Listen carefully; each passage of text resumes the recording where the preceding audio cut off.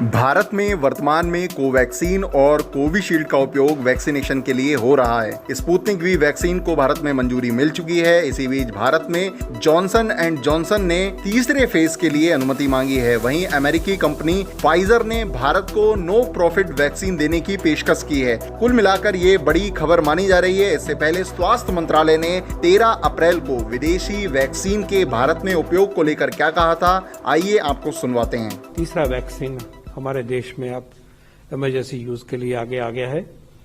ये Sputnik vaccine है। भारत और रशिया की, रूस की मिलीजुली कोलैबोरेशन है। ये बहुत मेहनत के साथ इस वैक्सीन के सिस्टमैटिक स्टडी करते करते अच्छे तरीके से इस वैक्सीन का ट्रायल हुआ। पूरी प्रक्रिया को पूरा किया गया। ट्रायल में गए, महीनों से ये मेहनत हो रही है। ट्रायल के रिजल्ट्स देखे गए और जो डेटा हमारे देश का है उसको बाहर के देशों के डेटा के साथ मिला के 28-30 हजार के करीब जो पेशेंट का डेटा है उसको लेके जो फैसला किया गया है वो आपको मालूम है। तो एक बहुत सिग्निफिकेंट डेवलपमेंट है। इसके बारे में, इसके रोल आउट के कार्यक्रम के बारे में आपके सामने प्रस्तुति होगी।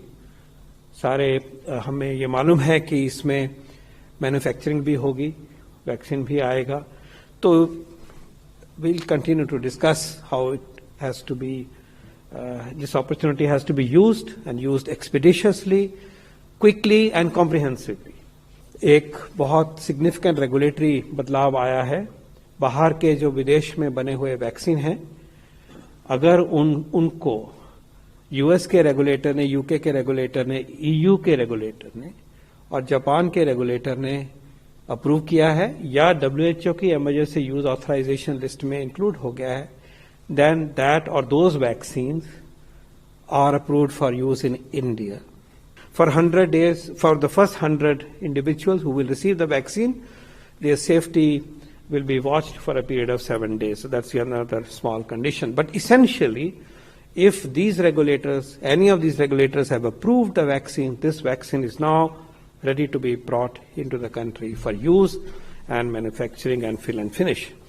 Very significant development, and we hope and we invite the vaccine makers such as Pfizer, Moderna, Johnson and Johnson and others who are in the other stages eventually, who will seek the licensure from any of these agencies to be ready to come to India at the earliest possible. वहीं खास बात यह है कि भारत में अब 1 मई से 18 साल से ऊपर की उम्र वाले लोग भी वैक्सीन लगवा सकेंगे। इसके लिए शनिवार से लोग अपना रजिस्ट्रेशन करवा सकते हैं।